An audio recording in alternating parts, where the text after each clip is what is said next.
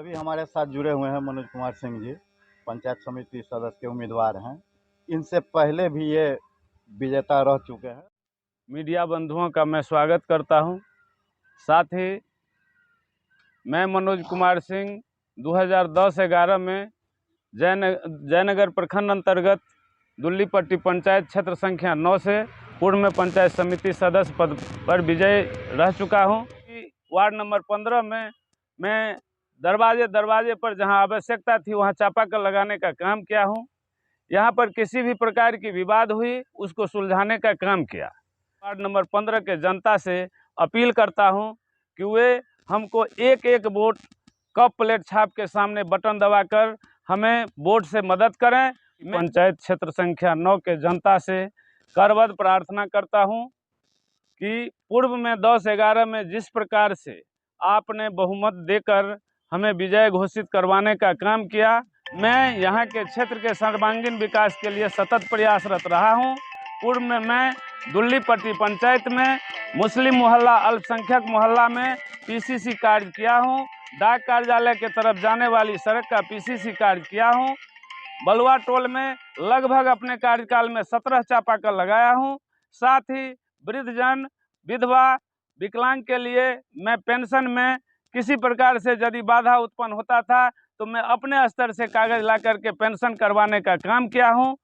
कि दुल्लीपट्टी का एक पंचायत समिति सदस्य कभी हुआ था जो प्रखंड में सभी गरीब, मजदूर, सभी वर्गों के लिए आवाज उठाने का काम किया और मैं उनसे हर सरकार की योजना को धरातल पर लागू करवाने के लिए काम किया हूं और भविष्य में भी काम करूंगा।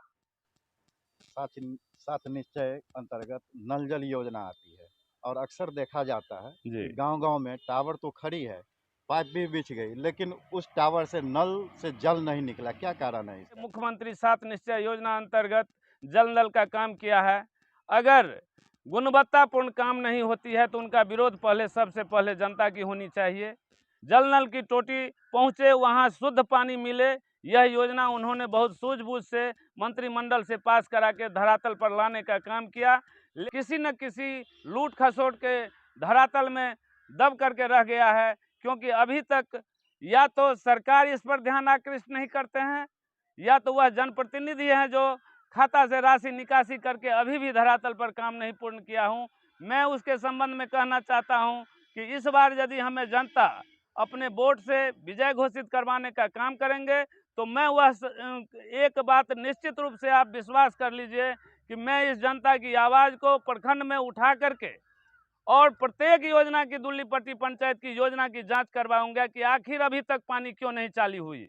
बच्चे कभी-कभी स्कूल समय से जाते हैं और शिक्षक जो है समय के बाद जाते हैं, इस पर जो है आपका क्या नजर? दुल्लीपट्टी पंचायत ही नहीं, जयनगर प्रखंड के जो भी विद्यालय था, प्राथमिक स्तर का, प्रखंड स्तर का, उसमें मध्य विद्यालय तक के शिक्षक को वहां पूर्ति कैसे हो, प्रखंड से पूर्ति करवाने का काम किया।